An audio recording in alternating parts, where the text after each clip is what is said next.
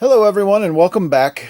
I'm picking up on the Robotron set that I posted the video of redoing this ROM board with the sockets and all, the headers and sockets, capped and all that. This is my Robotron board, which you can see, and this is customer's RAM board. I've finished with the sockets. And I put a nice matched set of ceramic 4116 RAM in here. These ceramic RAMs are awesome. And this is 250 nanosecond. They are perfect for Williams boards.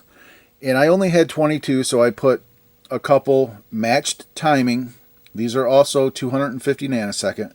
These two guys in there. Okay.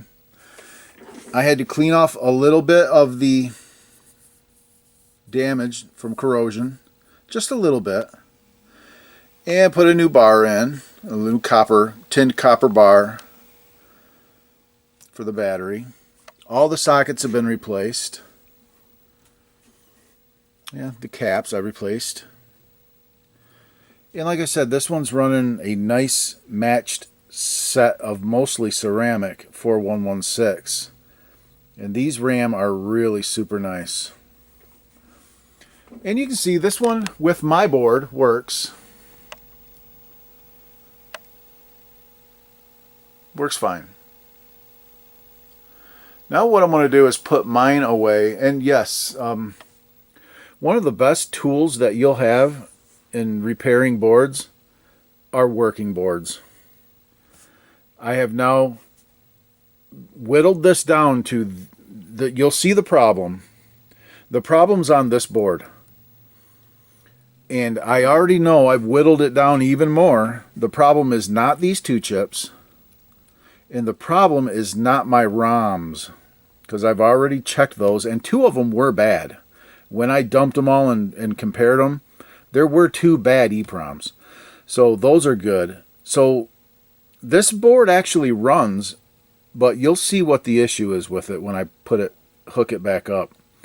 So I've got it narrowed down to it's either logic or it's the PIA, and I am suspecting the PIA first and foremost.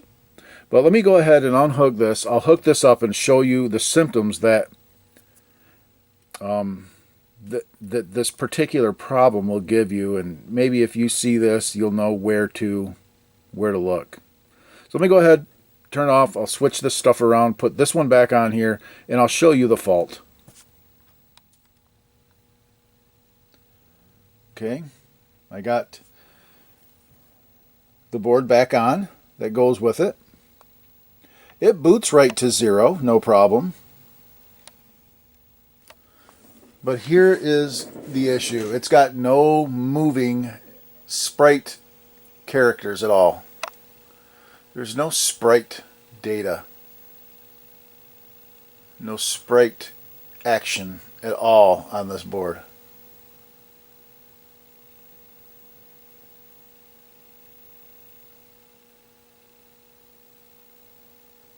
Yeah. And for whatever reason, I'm drawn right to the PIA because the PIA is kind of a software type deal. It takes software and it makes signals for the board. If you have logic issues, I don't even think you're going to get this far. That's just what I'm thinking. I really don't believe it's a logic issue. I believe it's the PIA. So I think I'm going to save myself some time. And, well, I guess it'd be saving time if I'm right, of course. If I'm wrong, then I'm obviously not saving time. But I'm just going to skip right to removing and testing the PIA. Because I believe that's what it is. You know what? Scratch that. First thing I'm going to do, I'm going to turn on the little scope. And I'm just going to probe around on the logic a little bit and see if I see anything odd or out of place floating stuck signals, stuff like that. So let me do that first, and then we'll address the PIA.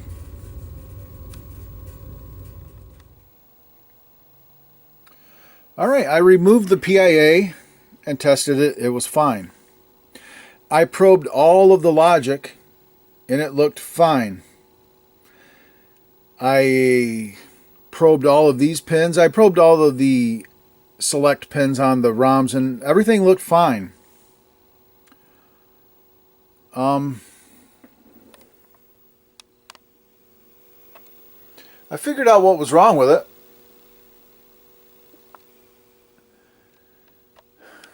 It was this chip in this socket. The 244 in that socket.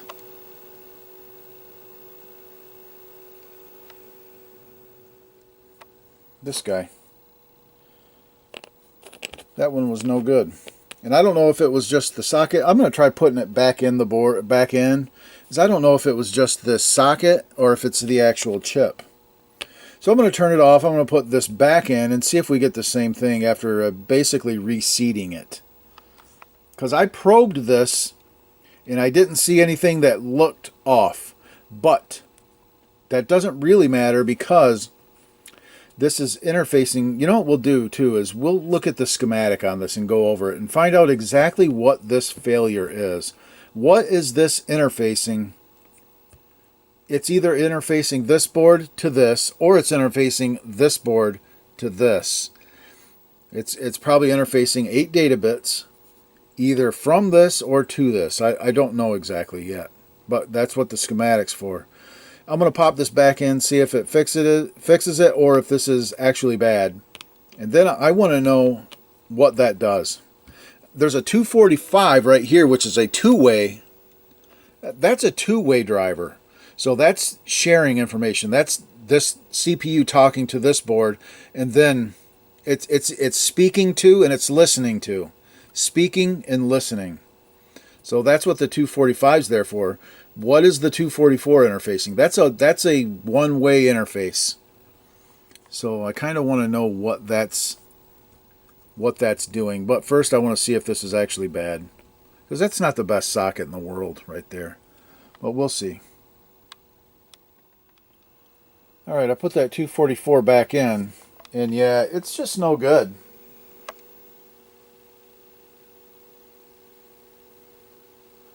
It's no bueno. So I'm going to go ahead and put that back in, swap it for good, and then let's look at a schematic and find out what that data is. What is it? It's got to be sprite data, but let's take a look anyway.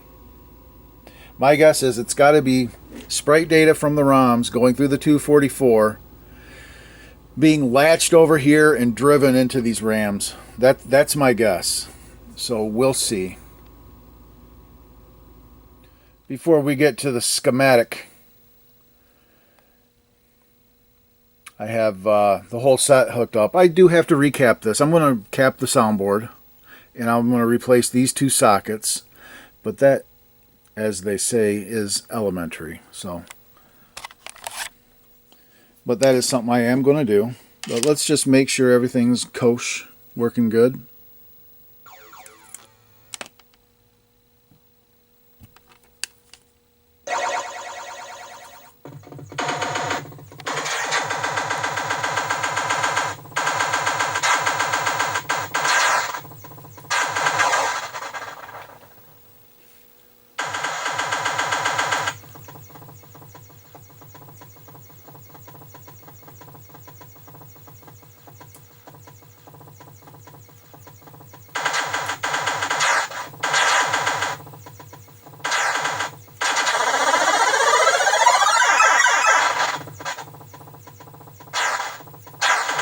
Yep, she working.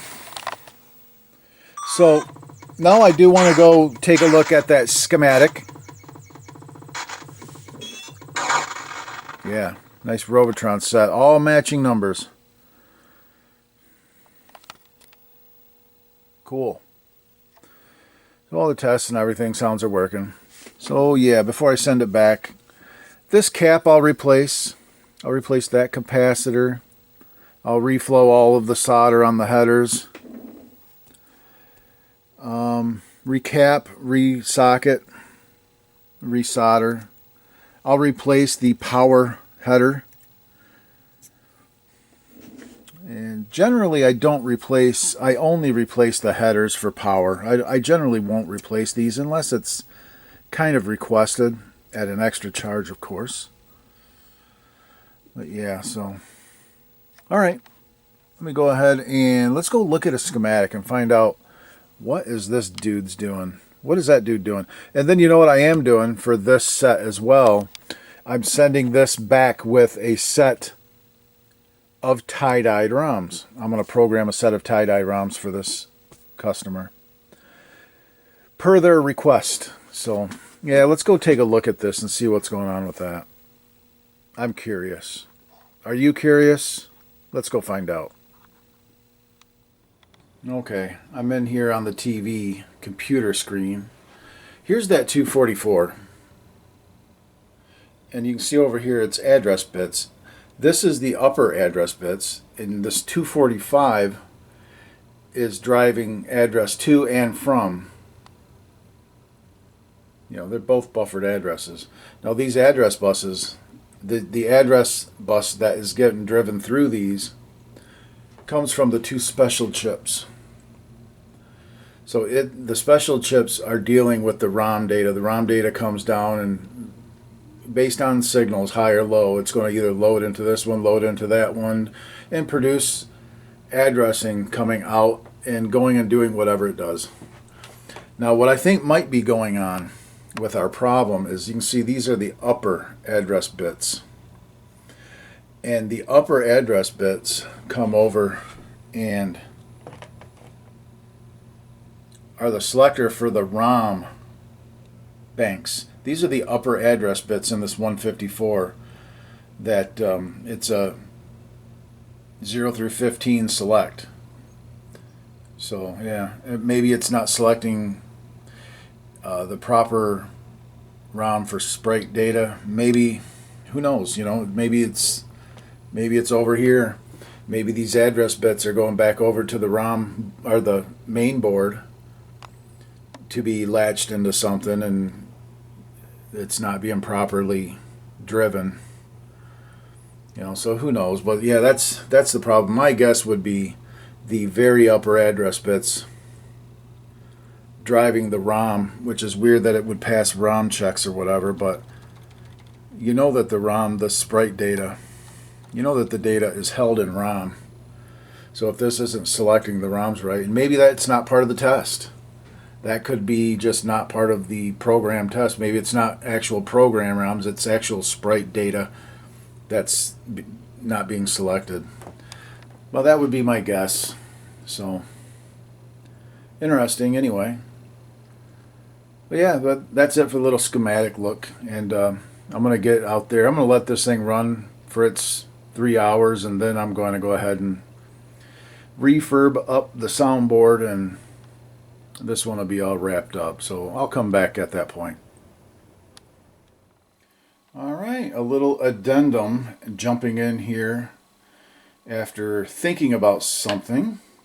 This is one of the decoders, the video decoder 7641. Look what is addressing it. All of the 8 upper address bits. Remember the chip that was bad on the ROM board, which interfaced the upper address bits back to the main board. That was what the problem was the addressing to this decoder.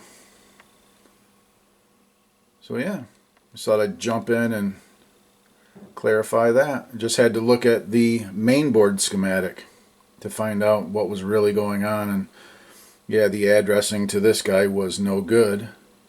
And that outputs address to the ROM board. The pseudo address bus that goes to the either the ROM board or the RAM board. Anyway, that was what was wrong with it. So yeah. All right. Back to it. All right. here we have our Robotron completed. I've refurbed the soundboard, replaced the 2 sockets, all of the caps, replaced the power header, and reflowed all of the solder everywhere else. I replaced this cap as well. This customer requested the pause hack for the blue label ROM set, and I'm programming the whole tie-dyed ROM set for this customer as well. These are the original blue ROMs right here. I got the pause hack in it, and you can see I have it paused. And all you do, I believe pause is player 1 start. So you hit player 1 start to pause, and then player 1 start again to unpause. See that? Here, I'll pause it. Pause. Boom. Unpause. There you go. Well, that's it for this one. I have run this for 3 hours, so this has completed its test. It's all refurbed, redone, and ready to go back to the customer. All right, people. Thank you all for watching. I appreciate it. And yeah, we'll see you on the next Classic Arcade Repair. Bye for now.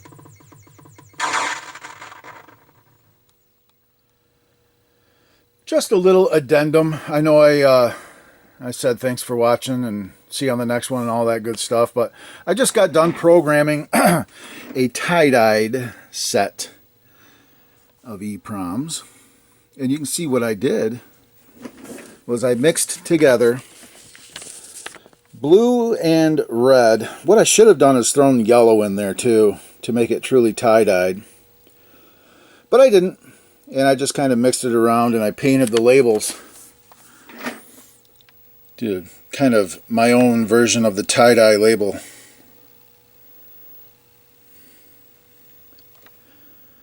But yeah, I got the tie-dye set running. Going great. And the funny thing about these EPROMs, these are 2732s. But they are labeled 2532. I bought them from China and they came to me like that. And I discovered through experimentation that they're actually 2732s. Them crazy Chinese, you know, they mislabeled them. But they are Texas Instruments, I believe, because that's their form factor that Texas Instruments used. So they're good parts. They're just mislabeled. So if you get 2532s from China and they don't work, chances are they're 2732s. So, and here's the other EPROMs that I'm sending back. I got the 3 pause ROMs. What's that? P12, P4, and P10. Those are the pause ROMs. And then the rest of them are just the blue ROM set. So, yeah. And the tie-dyed set. I'm going to send it back with the tie-dyed set in it. The tie-dyed set's pretty cool. But that's it. Now we're going to end it. Yep. Nicely refurbed board there. All nicely refurbed. Alright guys, see you on the next Classic Arcade Repair. Bye for now.